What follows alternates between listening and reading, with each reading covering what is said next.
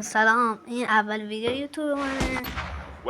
بلکه من میدونم این ویدیو بیشتر از 50 تا لایک میاد، حتی 8 تا شده. ولی آقا مرامی خدایی لایک کنید. من اولین ویدیو برو بریم واسه شات‌های قشنگ. برو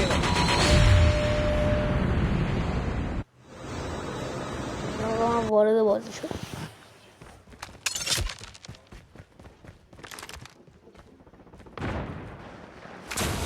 اینجا باید قشنگ نگاه کنیم. اینجا من پریدم گفتم خب برم اینمی بزنم. آقا یه نزن یه ایرافت اینجا رفتم شماره داشتمون 1 کیلوزی کرد و همشون زد. اما اشکال نره، این دفعه مشکلی نیست. مثلا آقا لوت باکسشون رو لوت کردیم.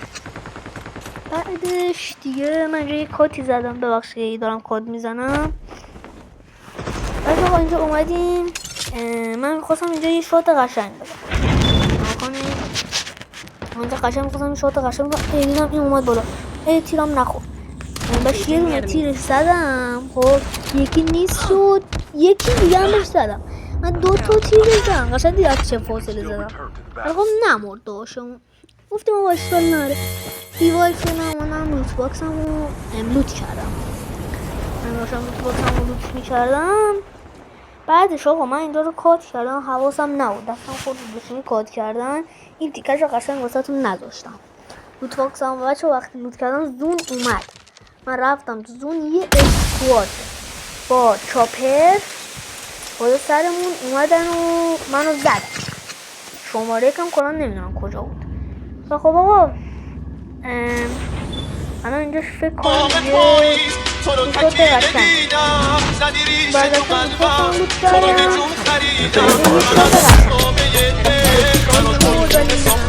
بطل آقا اینجا مایکم باز کردم به یارم اچ گفتم.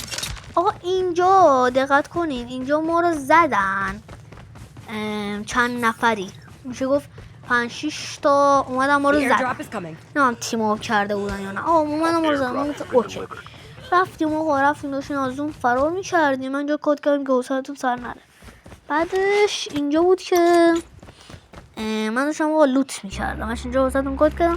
آقا اینجا رو نگاه کنید، یه ماشین بود. خب این یار یکی دیگه بود. این منو گول زد. من رفتم جلو. بعدش تیر دادم به این. من رفتم جلو. انمی اونجاست. گفتم مشکل نه، الان میرم میزنمش. بک هم یکی هست. آقا سریع منم رفتم پوشتم اینو ناکش کردم. آقا باش رفتم دیگه دراپ کنی یه گانی هم بکشم، یه اچسی بکشم. دویدم رفتم اچس بکشم. آقا اینجا نگاه کنین، خدای پینگ ایران بد نیست. آقا نگاه کن، اصلا من خاطر واقعا پینگ موردم. دیدین که خدای نامردی ها، خدای نامردی خالصه.